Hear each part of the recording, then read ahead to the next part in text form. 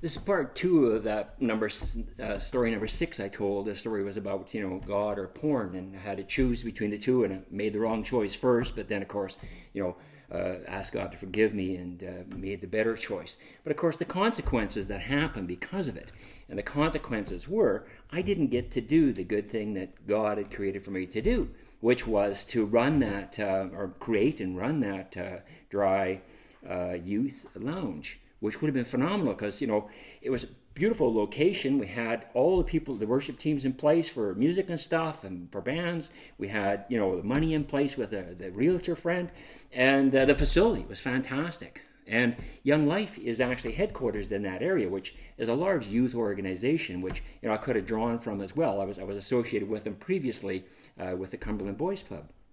But due to the circumstances, consequences, that didn't happen.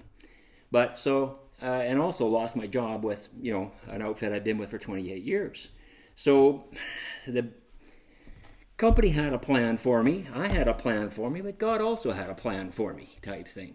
So a longer term plan. So what happened is I had to go down to head office and, they were going to have this idea of what they wanted me to do and to become, but I needed a certain license to get that. And interesting enough, I'd been working on getting that license, but I was so busy doing everything else as far as trying to save my job that I'd never even cracked the books. They were still in the cellophane. But the time had come to write the test because you had a certain time frame. And so I thought, well, I better go and write the test anyway. It was at the university, and you'd be in the big auditorium with all rows of desks and stuff, a 3-hour test. And I hadn't written a test for like 20 years, so I thought I should do it anyway because you got 3 chances to write the test. So I went down and wrote the test, and then the day I was going down to the bank to hand in my resignation, I picked up my mail on the way to the head office, and I had my confirmation of my exam. And I got 25%, rather a big fail, because I think it was 70% I think you needed for a pass.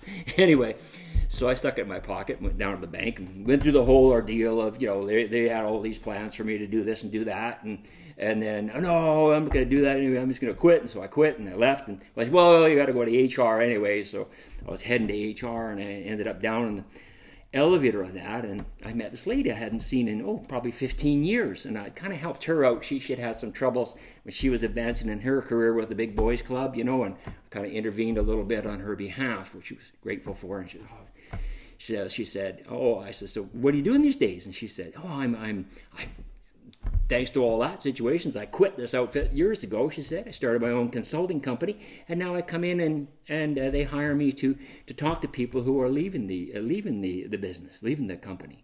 I said, well, that'd be me. And I told her my story, and so she says, I told her about she said, well, what did the company have in mind for you? And I said, well, they were going to move me to this job, but I says, I don't have a license. And I said, well, yeah, but you'd qualify for that quite easy. You write the test, and you know all that stuff. You'd pass. I says, well, I actually did write the test, and here's my results. Got 25% of the test.